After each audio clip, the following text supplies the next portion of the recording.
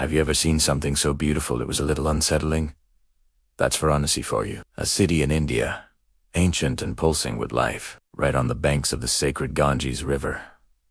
It's a place of vibrant colors, profound spirituality, and a few shadows where secrets like to hide. Our story begins right there, on the bustling stone steps leading down to the river, known as the Ghats. Among the crowds, the holy men, and the endless ceremonies of life and death, there was a street performer. He wasn't just any puppeteer. His marionettes, they were different. Carved from dark, aged wood. They were so lifelike it was almost disturbing. Their painted eyes seemed to hold a flicker of an ancient sadness. Their tiny joints moved with an eerie grace that was far too fluid, too real. Locals would whisper about him. They'd say he was more than just a craftsman. He called himself a collector of lost souls.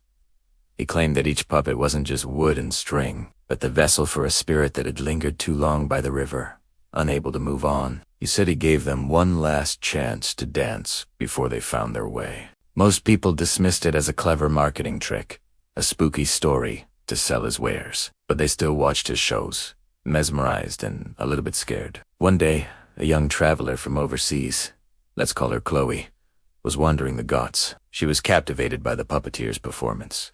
The way the puppets moved, the stories they told without a single word.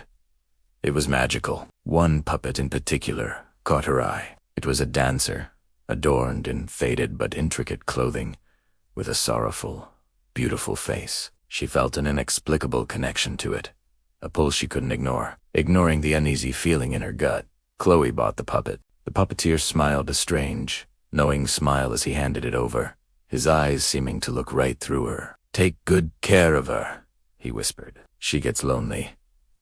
Chloe just laughed it off, thinking it was part of the act. She carefully packed the marionette in her suitcase, a unique souvenir from her incredible journey. Back home, thousands of miles away from the Ganges, she placed the puppet on a shelf in her bedroom. It was a beautiful, if slightly creepy, reminder of her trip. But that's when things started to get weird. The first few nights, she was woken up by a faint sound, a tiny, rhythmic tapping. "Peter Pater. Peter Pater." She told herself it was just the old house settling, or the wind. But the sound was so distinct, like tiny, deliberate footsteps. Night after night, the sounds grew a little louder, a little closer. Chloe started feeling a constant sense of being watched. She'd wake up with a jolt, her heart pounding, scanning the shadows of her room. The puppet was always there, hanging limply on its shelf, its painted eyes fixed on her, or where they. Sometimes, in the dead of night, she could swear its head was tilted at a slightly different angle than when she went to sleep.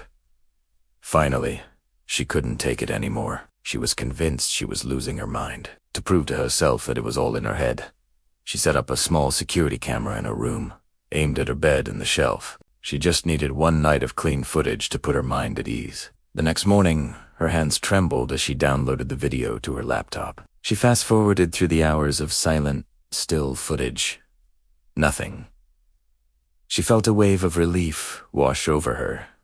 It was all her imagination. But then, she slowed the video down, just to be sure, and she saw it.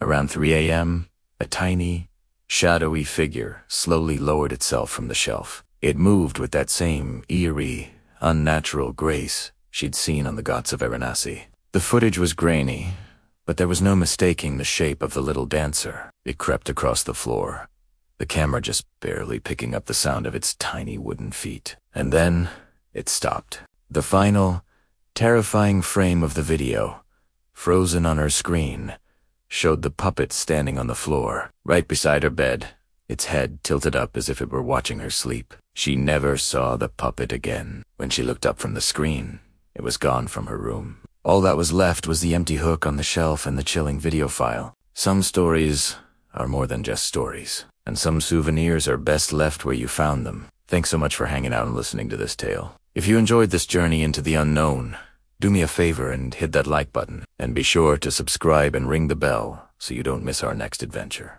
See you in the next one.